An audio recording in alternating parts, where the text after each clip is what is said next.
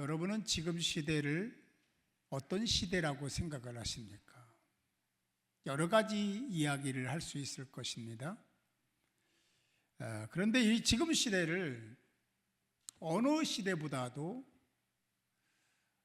신음이 많고 불만이 있고 불평이 있는 시대다라고 얘기하는 사람들이 있습니다. 자연은 재해와 오염으로 그리고 각종 개발로 인해서 신음을 하고 있고,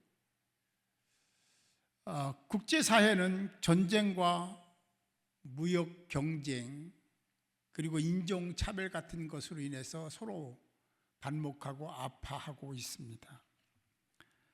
사람들은 허탈감, 상실감에 젖어 살고 있고 질병과 외로움으로 고통을 받는 사람들도 적지 않습니다. 그리스도인들도 이런 상황에 물들어 신음하고 어려워하고 영적인 큰 무게를 느끼며 흔들리고 있다라고 보는 것이 맞다라는 생각을 합니다. 이런 우리의 삶과 시대와 상황을 보면서 오늘 성경 로마서 8장을 통해서 하나님이 무엇을 말씀하실까를 생각하면서 들으시고 하나님이 원하시는 새로운 방식과 길을 찾는 여러분들이 되시기를 주님의 이름으로 축복합니다. 본문의 그런 현재적 상황은 고난의 상황입니다. 그 고난의 신음 속에서 하나님은 여기에 이 로마서 말씀에 이 8장에 희망을 담아내고 싶은 계획을 갖고 계셨다. 그래서 이 말씀을 주셨다라는 생각을 합니다. 로마 교회가 받는 고난은 우리가 고난 후에 되어질 일들에 대한 것을 성경을 통해서 너무나 잘 알고 있는데, 하나님은 미래에 장차에 나타날 그 영광을 얘기하고 있다라는 것이 성경의 로마서 말씀에서 굉장히 핵심적인 가치다라고 볼 수가 있을 겁니다. 이 하나님의 고난에 대한 그 해석하는 그 방식은 고통과 고난에 대한 새로운 해결의 통로가 될 것이다 라는 생각을 하면서 말씀을 들으려 합니다. 신음을 얘기했습니다. 그 신음은 피조물들의 신음이라고 말씀합니다. 22절입니다. 피조물이 다 이제까지 함께 단식하며 함께 고통을 겪고 있는 것을 우리가 안다라고 말씀하고 있습니다. 이 현재형인 것을 보면 과거에 어떤 때로부터 시작된 현재가 있는 거 아니겠습니까? 그런데 이 현재형은 또 여기서뿐만 아니라 미래까지도 이어지는 그런 관계라고 볼 때에 여기 오늘 말씀 피조물이 탄식하는 것은 과거에도 있었고 현재에도 있고 미래에도 있다라는 말씀인 줄로 믿습니다. 이 신음은 아주 단순하고 표피적인 신음 고통이 아니라, 이 고통은 모든 것을 파괴하기 위한 목적을 가진 신음이 아니라 뭔가를 새롭게 만들려 하시는, 뭔가 새로운 것을 이루려 하시는 새 창조로 나아가는 그런 고통의 과정이다라고 볼 수가 있습니다. 23절 말씀 볼까요?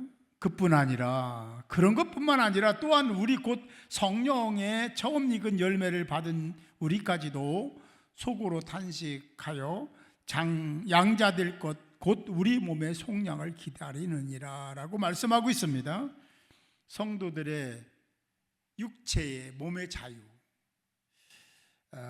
그리고 하나님의 뜻과 섭리 아래서 그 모든 상황으로부터 속량을 받고 또 소망을 갖게 될 것을 기대하며 하나님 앞에서 뭔가를 이끌어 가려고 하시는 의도가 23절에 들어 있습니다. 우리 몸의 속량을 기다리느니라 라고 말씀하고 있지 않습니까?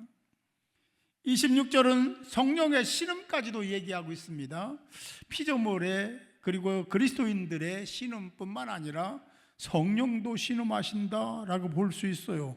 이와 같이 성령도 우리 연약함을 도우시나니 우리는 마땅히 빌 바를 알지 못해 뭘 빌을지를 몰라, 뭘 기도할지를 몰라. 그런데 오직 성령이 말할 수 없는 탄식으로 우리를 위해 친히 간구하신다라고 말씀하고 있습니다. 성령은 하나님이라는 거 우리가 잘 알고 있잖아요. 성령 하나님이 탄식하신다고 말씀하시죠.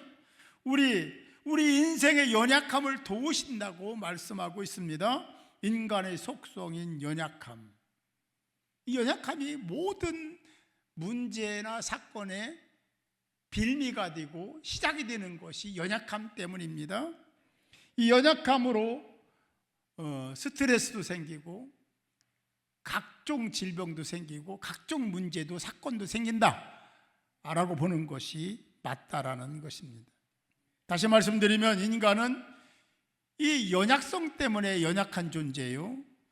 성도라 할지라도 이 땅에서 살 때는 연약할 수밖에 없다라고 말씀하고 있습니다. 그래서 하나님이 하신 일이 있습니다.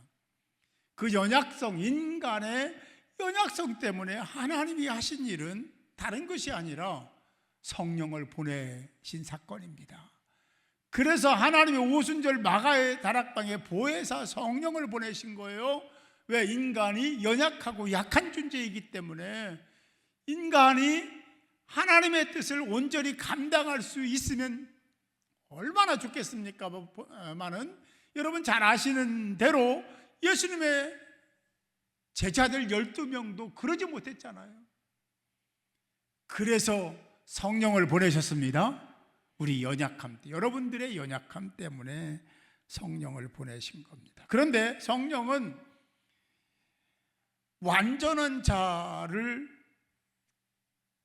사랑하시고 도와주시고 돕는 분이 아닙니다.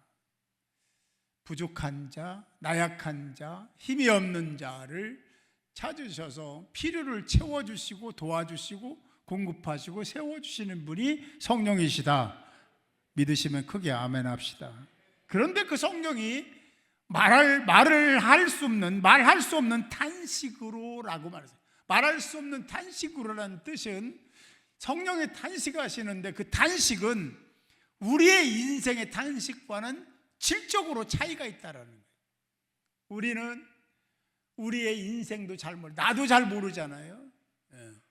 하나님은 더 모릅니다. 우리가 하나님을 안다고 하는 순간에 그것은 잘못된 대답이라고 아주 유명한 신학자가 얘기했는데요. 저는 동의합니다. 하나님을 알 수가 없어요. 하나님 아는 것은 하나님이 이거다라고 알려주신 것만 아는 거지 그 나머지 큰 영역은 하나도 모릅니다.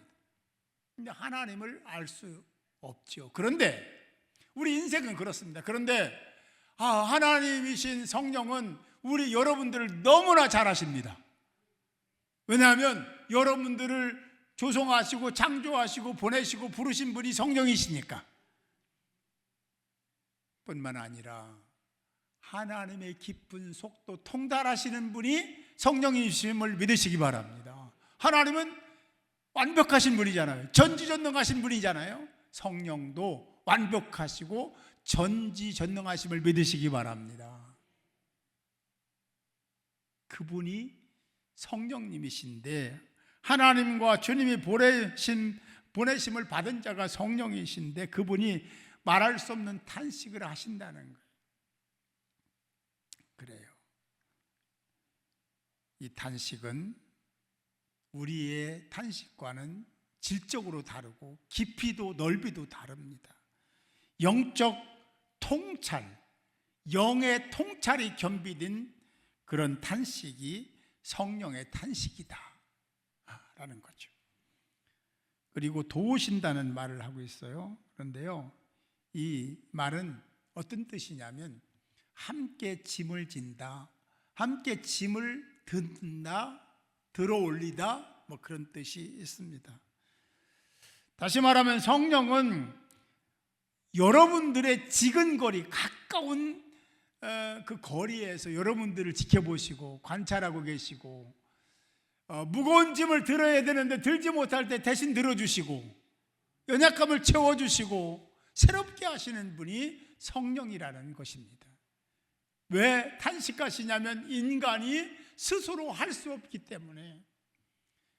그 모든 것을 다 보고 계신 성령이 하나님의 보내심을 따라서, 사역 위임을 따라서 그렇게 탄식하고 계신 겁니다.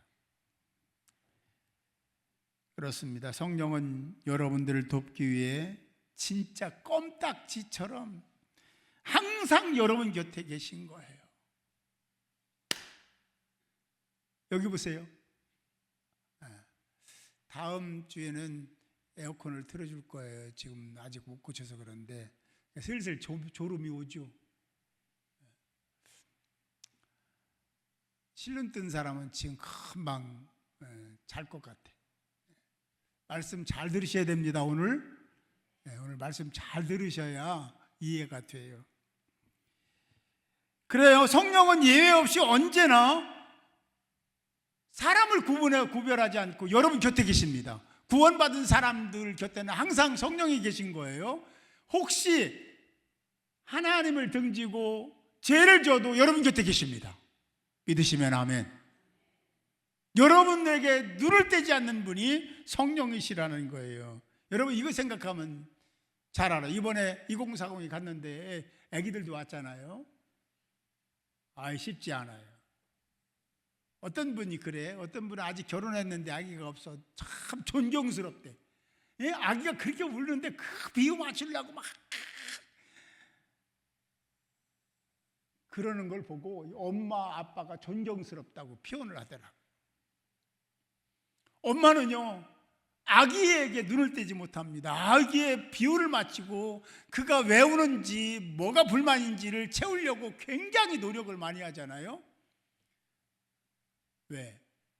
아기가 아직은 연약하니까, 스스로를 해결할 수 없으니까 엄마가 필요한 거예요. 엄마가 도와줘야 되는 거예요. 아빠가 도와줘야죠. 우리 인생을 보면 하나님이 보실 때 우리 너무 연약한 거예요. 왜냐하면 우리 연약함을 따라 연약하게 지은 분이 누구야? 하나님이시잖아요.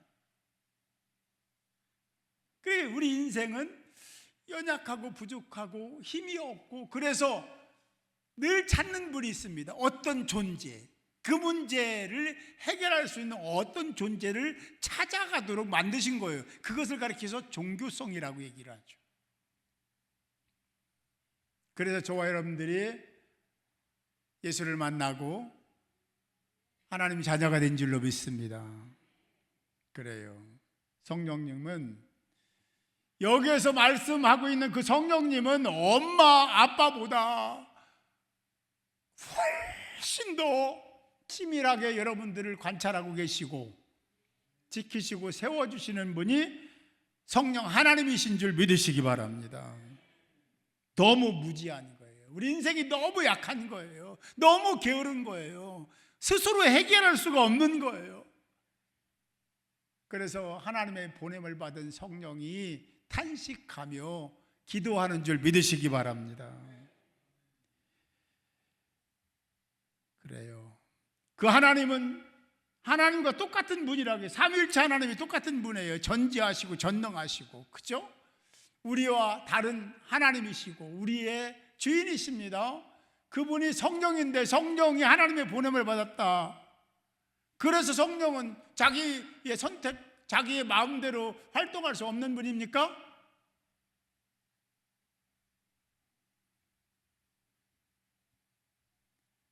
충분히 그럴 수 있는 분입니다. 능력의 성령 하나님이시니까.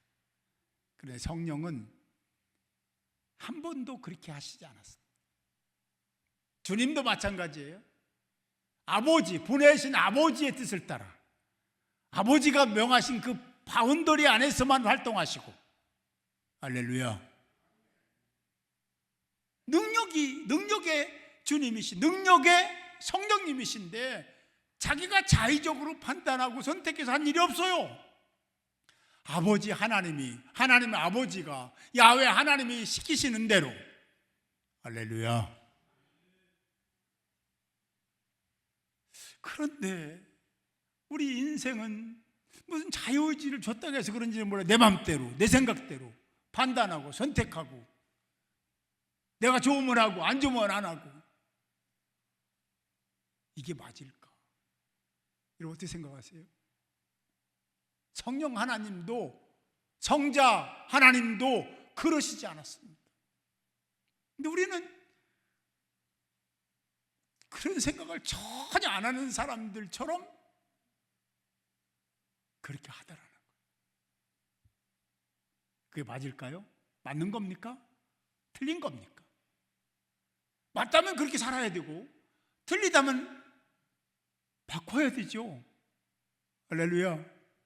하나님의 뜻에 합당한 삶을 살아야 되지 않겠습니까?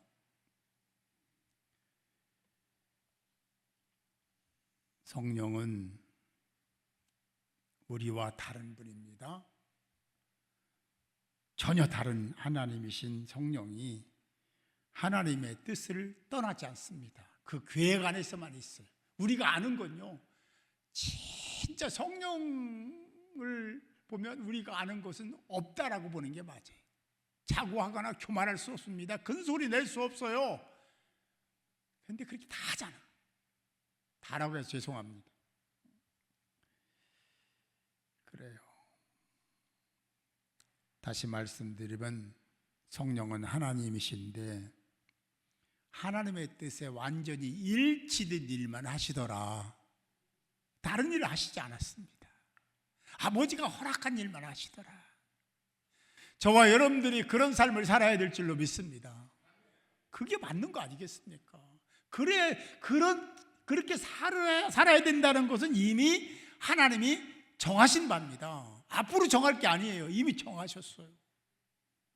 따르고 안 따르고도 여러분들 선택할 수 있습니다. 자유의지 주셨으니까. 그러나 그렇게 살아서 인정받을 수 있을까라는 반문을 좀 하시고, 하나님 안에서 우리가 어떻게 살아야 될지를 오늘 말씀을 통해서 깨닫는 여러분들이 되시기를 주님의 이름으로 축복합니다.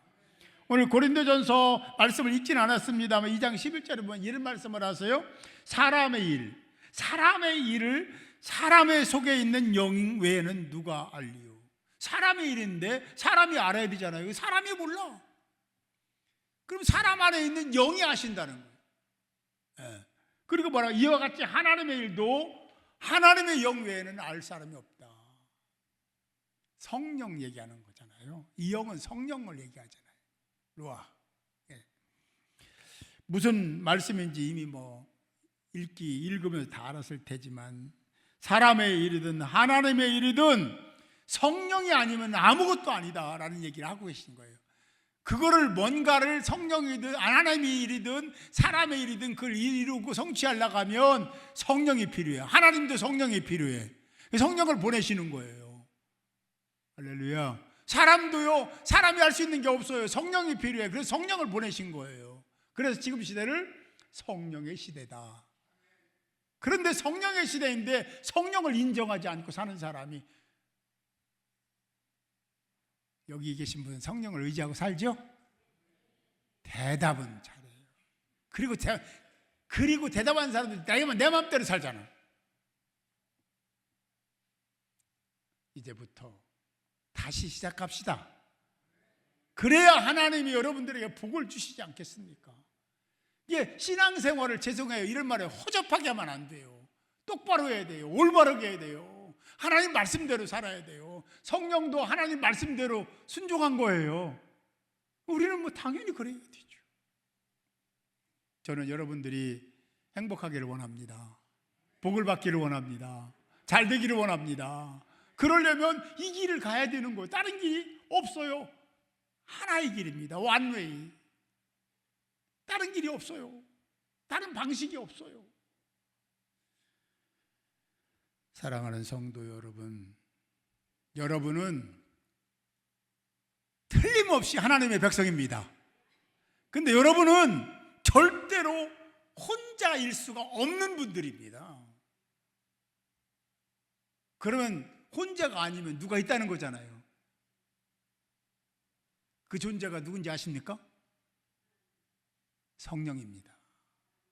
성령이 여러분 곁에 계세요. 껌딱지처럼 붙어 있다고 했잖아요. 절대로 떨어지지 않습니다. 여러분들이 성령을 무시해도 성령은 여러분 곁에 계십니다. 인간의 고난과 연약함에 대한 로마서 8장의 교훈은 분명한 것입니다. 인간의 연약함이 수치가 아니라 인간의 연약함이 능력 없고 부족하고 그런 것이 부끄러움이 아니라 하나님의 은혜를 경험할 수 있는 통로가 되고, 할렐루야, 그 연약함이, 부족함이 오히려 축복의 통로가 된다라는 사실을 잊지 않기를 바랍니다. 연약함과 고난은 곧 성령을 탄식케 하고 그로 인해서 보충되고 함께 동역하는 길이 열림을 믿으시고, 그리고 수동적인 자세가 아닌 능동적인 자세로 하나님의 뜻을, 하나님의 섭리를, 성령의 역사하심을 기다리며 사는 복 있는 자가 되시기 바랍니다. 현재의 고난과 역경은 하나님의 계획에 의하면 미래의 기쁨이요 영광이 되더라. 할렐루야. 사람의 생각으로 살지 마세요. 하나님의 생각으로 사시기를 바랍니다. 오늘은 성령 강림 주일입니다. 알고 예배 드리시는지 모르겠어요. 부활주일부터 시작해서 50일을 계산해서 50일이 가까운 주일, 주중에 어느 주기 가까운가를 봐서 그 주일을 성령 강림 주일로 지키고 있습니다. 이 성령 강림 주일은 초실절, 맥주절과 굉장히 밀접한 관계가 있고 연계되어 있다라고 보는 것이 맞고, 그리고 이 성령 강림절은 초대교회가 시작된 주일이기도 합니다. 꼭 구원받은 자가 지켜야 될 절기들이죠. 성령은 여전히 앞으로도 여러분들의 연약함을 위해서 기도하시고 간구하실 성령님을 믿으시기 바랍니다. 그분이 특별히 여러분들이 할 수 없음을 안타깝게 생각하며 성령이 탄식하며 기도해 주시는 기도의 대상이 여러분임을 믿으시기 바랍니다. 오늘도 내일도 언제나 어느 때나 여러분 곁에 성령이 계심을 믿으시고 성령과 함께, 성령과 더불어 탄식하시는 그분의 사역과 은혜를 생각하며 매일매일 다시 세워져 가는 복된 자들이 모두 되시기를 주님의 이름으로 축원합니다.